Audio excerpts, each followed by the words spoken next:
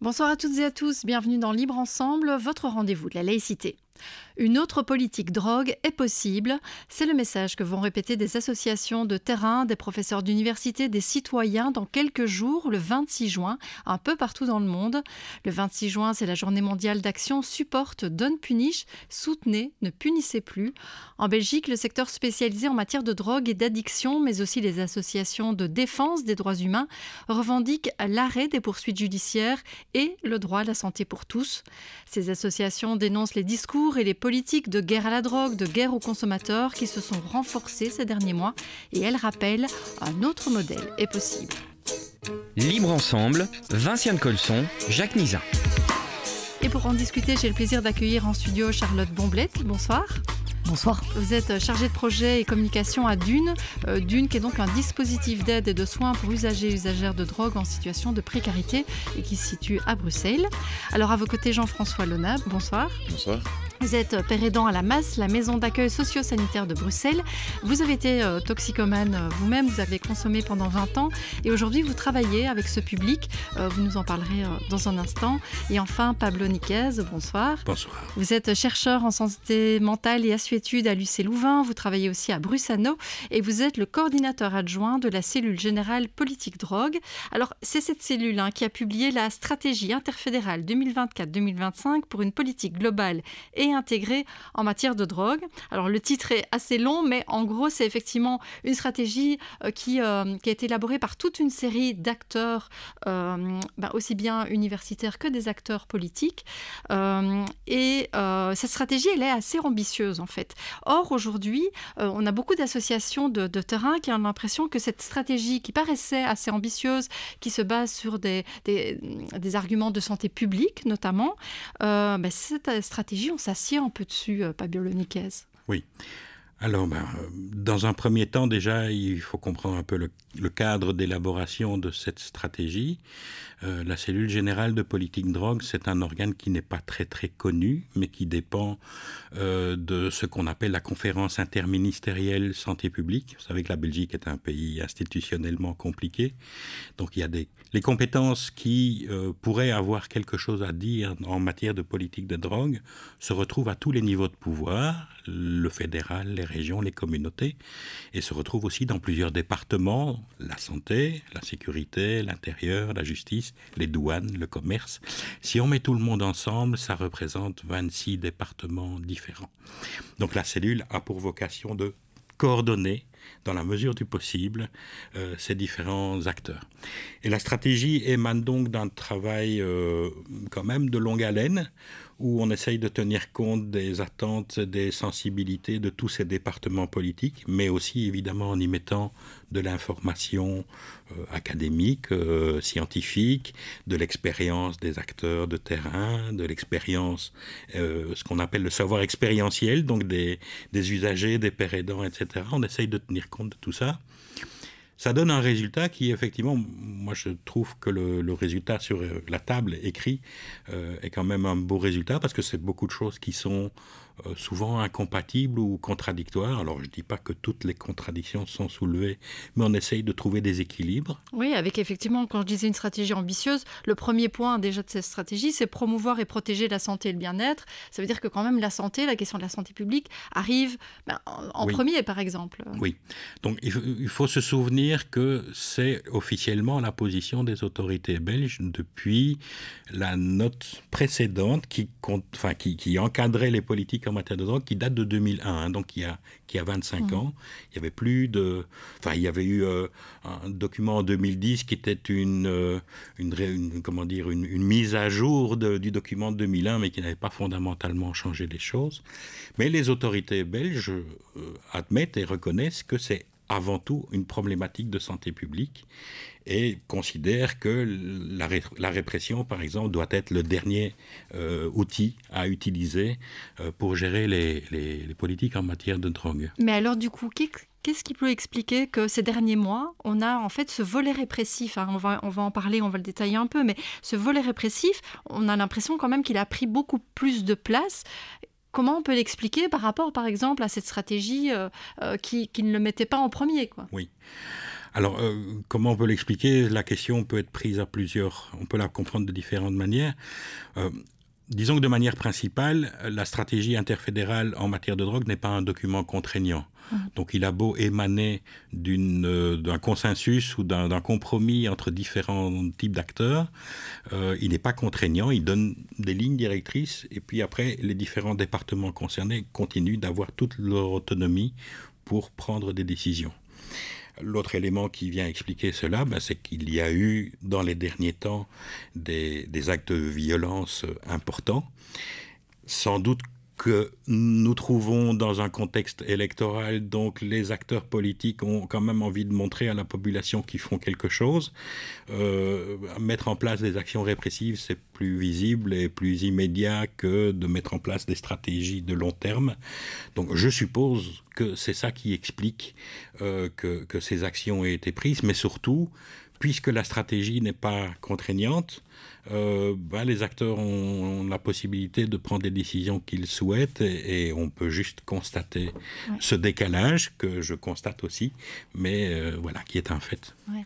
Charlotte Bonblette, c'est vrai qu'on a entendu beaucoup d'hommes, de femmes politiques parler ces derniers mois de guerre à la drogue, mais surtout de guerre aux consommateurs. On a évoqué des sanctions beaucoup plus fortes pour les consommateurs de drogue. Est-ce que vous avez le sentiment, vous, que l'on se trompe de cible ? Mais peut-être, d'abord, je voudrais saluer l'effort qui a été mené à travers cette stratégie interfédérale et qui consiste notamment à faire du problème de la consommation de drogue un problème de santé publique. Et donc, de poser toute une série de priorités, notamment en termes de prévention, de réduction des risques et de santé liés aux usages de drogue. Donc ça, c'est la première chose. Pour répondre à votre question, ensuite, effectivement, ce qu'on constate, nous, sur le terrain, mais c'est un décalage évident entre cette réflexion ici menée au niveau fédéral et salutaire, et puis toute une série de dispositifs qui sont pris tant, pour parler de la région bruxelloise, tant au niveau de la région qu'à l'échelle plus locale, toute une série de dispositifs qui visent à éteindre à la fois un problème de consommation, parce que ça, on peut nous le confirmer. On a des consommations qui augmentent et à tous les niveaux de la société, dans tous les milieux. Et puis, on a un problème, mais qui a commencé à Anvers et qui est maintenant présent dans les rues de Bruxelles.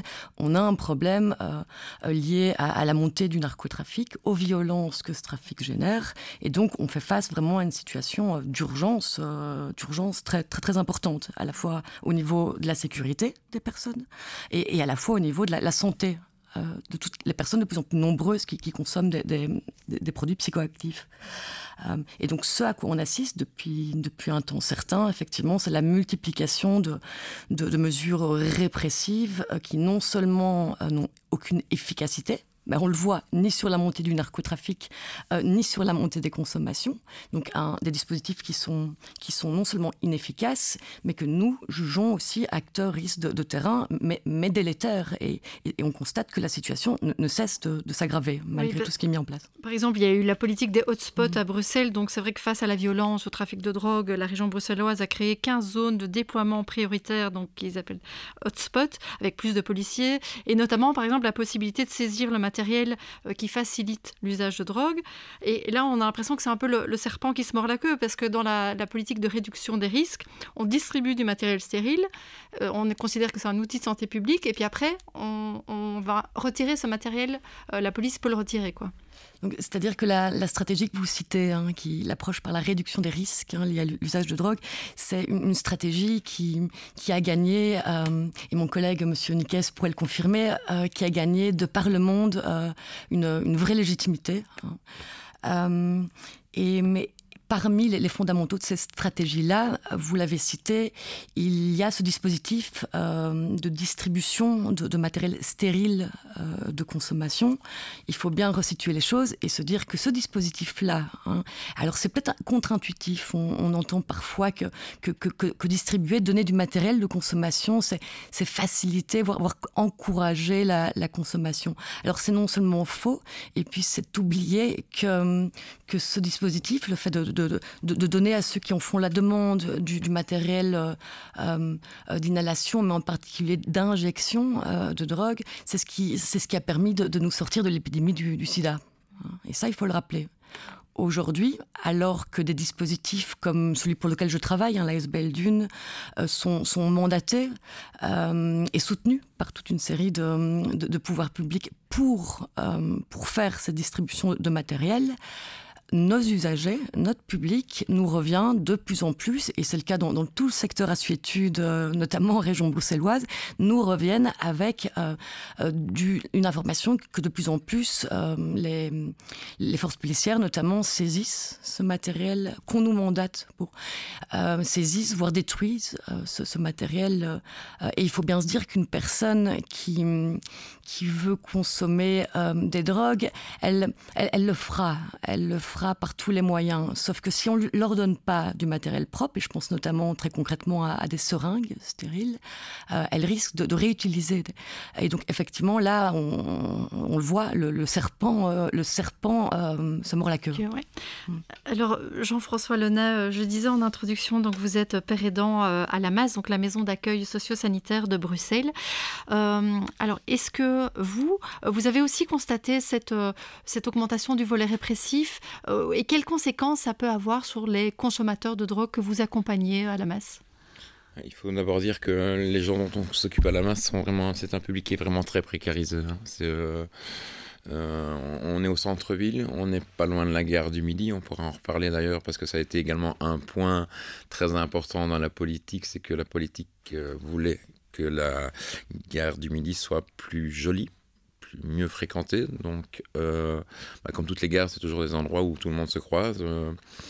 Et il y avait effectivement beaucoup de trafic, parce que c'est là où les gens qui n'ont pas de domicile, parce que on a affaire vraiment à une population qui est vraiment très précarisée. Je voudrais juste rebondir sur ce que ma collègue Charlotte a dit avant, sur les salles de consommation, si vous me permettez. Moi qui étais malheureusement usager de produits, ça a été compliqué pour moi d'y voir le côté positif, parce que je le voyais de mon point de vue. Et puis, à partir du moment où j'ai commencé à travailler dans le milieu et de voir la réalité, que moi-même, en tant que consommateur, je n'avais pas la même réalité que les autres consommateurs, là, ça m'a sauté aux yeux. Et je me suis rendu compte qu'une politique de réduction du risque, mais moi, c'est ce qui m'a sauvé la vie, tout simplement, en ayant accès à des produits de substitution. Donc, à mon échelle, ça m'a aidé. Donc, je pense qu'il faut, à quelque échelle que ce soit, il faut, même si, comme tu dis, c'est contre-intuitif, il faut aider, notre maison d'accueil, c'est vraiment accueillir des gens qui sont... Ok, ils ont peut-être fait des mauvais choix, mais ce sont des accidents de parcours qui vous amènent dans des situations de vie qui sont insupportables, en fait. Quand on se rend compte de la réalité de ces gens-là, ce qui leur arrive, est-ce que je peux dire ce mot de brutalité policière, de violence policière, c'est un climat, il faut ouvrir les yeux là-dessus. La plupart du temps, on ferme les yeux. Oui, et puis on pointe souvent aussi une précarisation grandissante dans les personnes qui consomment, des situations très complexes, des personnes qui migrantes. On est face à toute une série de personnes qui ont vraiment des grosses difficultés, qui Absolument. consomment pour des raisons totalement différentes, mais où on s'attaque peu finalement aux causes et plus à la forme que ça prend, quoi. Absolument, c'est pour ça que notre maison d'accueil, le but c'est vraiment d'accueillir, d'avoir un endroit où cette population qui n'est finalement accueillie nulle part peut venir se poser sans trop poser de questions, avec la possibilité, s'ils le veulent, d'être suivis médicalement, socialement, etc. Mais les chiffres nous montrent que malheureusement c'est très compliqué de maintenir cette population-là à flot, parce qu'ils font face à des conditions de vie très très précaires. Et donc effectivement, lorsque nous on les aide à s'assurer d'avoir une consommation plus ou moins propre, et que derrière le judiciaire leur enlève, oui, c'est très contre-productif. Peut-être juste un mot sur votre fonction de père aidant pour les personnes qui connaissent peut-être pas bien ce type de travail. En fait, en quoi ça consiste, le travail de père aidant ?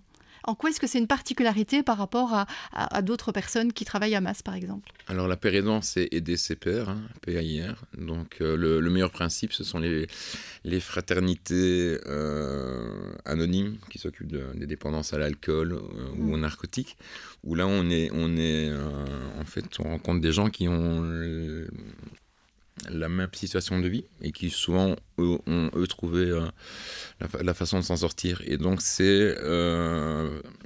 voilà, j'ai été consommateur, je m'en suis heureusement sorti, j'ai eu beaucoup de chance.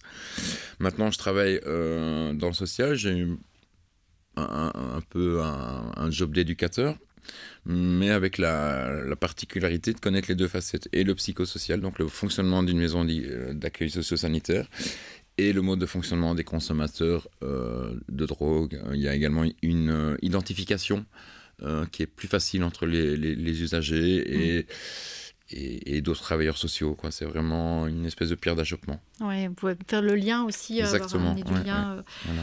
Alors, on a déjà abordé plusieurs choses, mais c'est vrai que je le disais en introduction, une autre politique drogue est possible. C'est ce que beaucoup d'associations, de professeurs d'université, de citoyens disent régulièrement et vont encore le dire la semaine prochaine à l'occasion donc, de la journée Support Don't Punish. Alors, cette autre politique drogue, elle se base quoi, sur vraiment l'idéal, ce serait de mettre vraiment la question de la santé publique en premier, de se dire c'est une question de santé publique, il faut décriminaliser par exemple la consommation, selon vous, Pablo Niquez. Oui. Alors, décriminaliser, c'est une possibilité, c'est un instrument possible. C'est un tout autre débat. Je pense qu'on n'aura pas le temps de discuter de ça maintenant, mais si vous voulez, on fait un jour une émission là-dessus. Je pense qu'on pourra en faire quelques-unes des émissions sur cette thématique.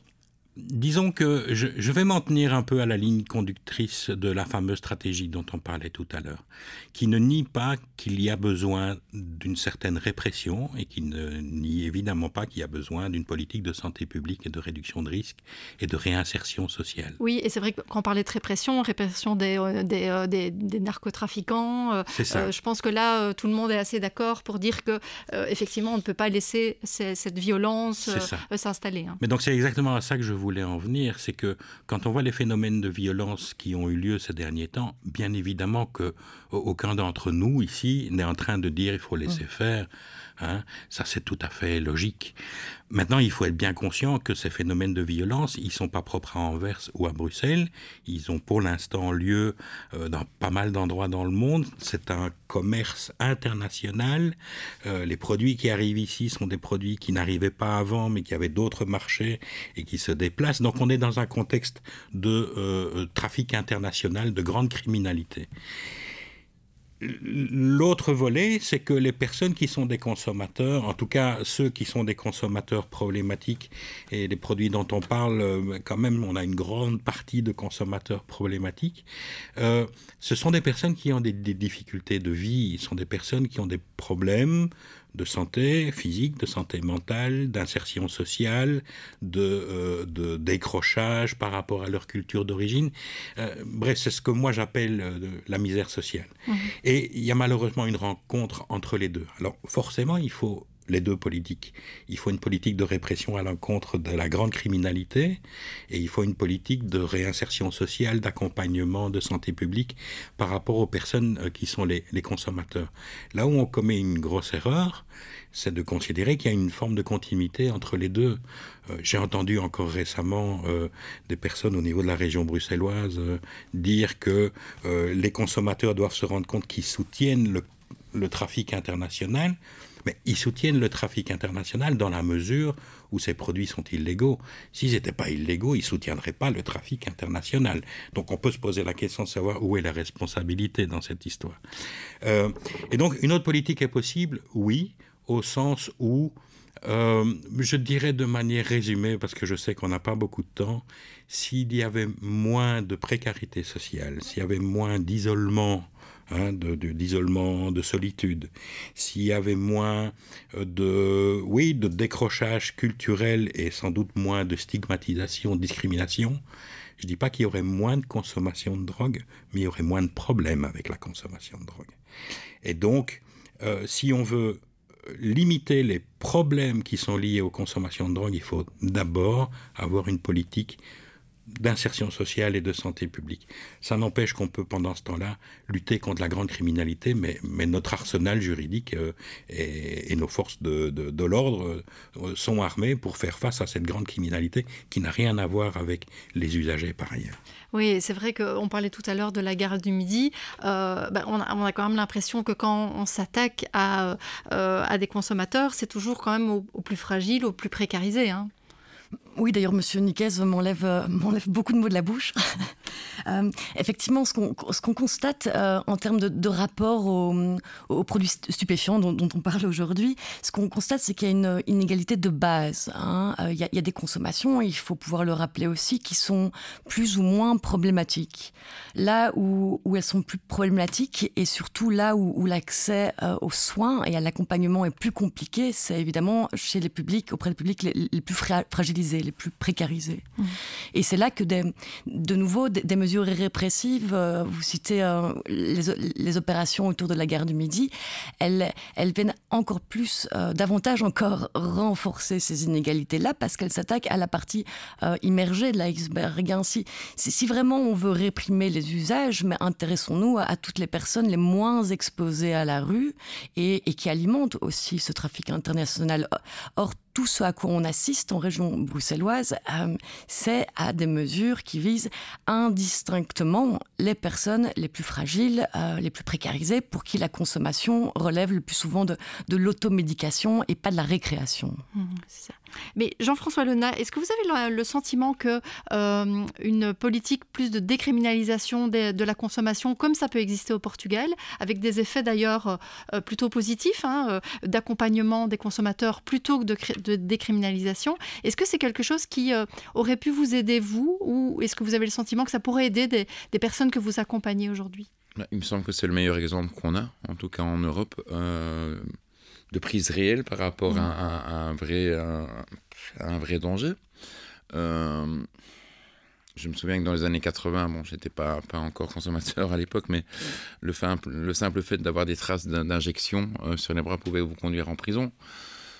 De quelle manière ça peut aider la personne qui est déjà désespérée, qui est déjà dans une situation d'addiction, de se retrouver quelques jours en prison? Ça va ne faire qu'accentuer sa problématique. Il va encore perdre plus de nos droits, il va peut-être perdre son logement, il va avoir un casier judiciaire. Enfin voilà, c'est toujours... c'est très compliqué à répondre, mais je pense que le répressif ne sert strictement à rien. Est-ce que je peux faire un effet miroir? Et je pense que c'est toujours d'actualité. Les pays en Europe où on a le côté le plus répressif avec la drogue, c'est là où on consomme le plus. Et là où on est le plus tolérant, c'est là où on consomme le moins. Donc je prends les Pays-Bas et la France par exemple. Je ne sais pas si M. Niquet sera d'accord avec moi. En tout cas, c'est pas là où il y a plus de répression qu'il y a le meilleur contrôle des consommations, ça c'est très certain. Ça c'est clair. Ça. Et l'autre chose qu'on peut dire qui va tout à fait dans le sens de ce qui vient d'être dit, c'est que pour les personnes qui se retrouvent confrontées à la justice, ça ne fait qu'amplifier et complexifier les problèmes qu'elles ont. Donc ça n'est certainement pas productif en termes de santé publique. Est-ce que plus de prévention aussi, alors c'est vrai que c'est un terme qu'on utilise beaucoup aujourd'hui, mais est-ce que vous avez le sentiment que cette politique de prévention des drogues existe vraiment aujourd'hui et est suffisante? Je ne sais pas qui veut répondre. Charlotte? Si je peux me permettre, dans un contexte où l'ensemble des énergies est vouée à la répression, l'effet, il est dans la stigmatisation des usages, dans le tabou lié à la consommation. Et donc forcément, et c'est rappelé que la prévention et la réduction des risques sont les parents pauvres de la santé publique. Nous, on milite, c'est le cas de notre fédération, la FEDA, pour que cette prévention se fasse très tôt, et pourquoi pas dans un cadre scolaire, au même titre que les VRAS. Donc clairement, les efforts sont pour le moment pas du tout orientés vers la prévention comme on le souhaite. Tout à l'heure, Jean-François Lenain parlait des salles de consommation à moindre risque, en disant qu'effectivement, vous disiez, en fait, vous avez un peu changé votre positionnement, en disant au départ, peut-être que vous aviez l'impression que ça allait inciter à la consommation, mais qu'au final, en fait, dans le public que vous accompagnez, c'est plutôt le contraire, et ça évite aussi des scènes de consommation à ciel ouvert. Vous qui, Pablo Niclès, vous faites des recherches aussi sur les salles de consommation à moindre risque, vous observez ce qui se passe à Liège notamment. Est-ce que pour vous, là, on est dans quelque chose qui est un bon outil aujourd'hui? Parce qu'on on entend que ces salles de consommation à moindre risque, on veut en installer à Bruxelles, mais c'est fort critiqué. Il y a des voix qui s'élèvent aussi contre ces salles de consommation. Oui. C'est aussi une question un peu complexe. Alors oui, je coordonne une étude qui évalue... il y a 2 salles en Belgique. Il y a une salle qui est installée à Liège, il y en a une autre ici à Bruxelles. C'est vrai qu'il y a des projets d'en ouvrir d'autres dans la partie francophone du pays. C'est une question complexe parce que, oui, ça fait plus de 40 ans que ces salles existent de par le monde, donc on a beaucoup de recul, on a beaucoup d'études, et on sait que c'est efficace en termes de renforcement, en termes de réduction de risque, en termes de renforcement des capacités des personnes à reprendre pied dans leur vie, et aussi en parallèle en termes de renforcement de la sécurité publique, ce qui est quand même pas négligeable. Souvent on oppose ces deux objectifs, et là on a un dispositif qui renforce les deux en même temps. Maintenant, là où il faut bien comprendre, parce que je peux comprendre que pour le public peu informé, ça peut sembler un peu effrayant, il ne faut pas prendre cet outil-là comme l'outil miraculeux qui va résoudre tous les problèmes. C'est un outil très spécifique pour un public très spécifique, le public des personnes qui est à la rue et qui n'a pas d'autre endroit pour aller consommer que de se retrouver sur la voie publique. Donc c'est un public complexe avec de gros besoins, mais en même temps, ce n'est pas le public le plus nombreux. Donc, c'est un outil extrêmement intéressant. Et qui ne peut pas être seul. Mais oui, c'est un outil parmi d'autres. Qui n'a de sens que s'il est inséré dans un continuum d'autres choses. Alors, je reviens à ce qui a été dit en termes de prévention tout à l'heure. Certainement que c'est pas suffisamment soutenu. Mais je voulais aussi signaler que, comme je disais tout à l'heure, quand il y a des problématiques, souvent, c'est pas juste une problématique liée à des consommations de produits. Il y a d'autres problèmes de vie qui sont là avec ça. Or, quand on conçoit des campagnes de prévention en matière de drogue ou en matière d'assuétude, généralement, on se focalise sur des questions qui sont liées au produit, à la consommation du produit, à comment ne pas consommer, etc., etc. Or, une bonne campagne de prévention devrait aussi inclure des dimensions qui sont des dimensions par rapport à d'autres aspects de la vie.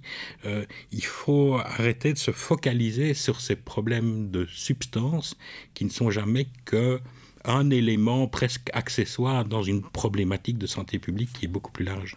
Je vais juste vous faire réagir à ça, peut-être Jean-François Lenain. Finalement, la consommation est une réponse à des souffrances par ailleurs.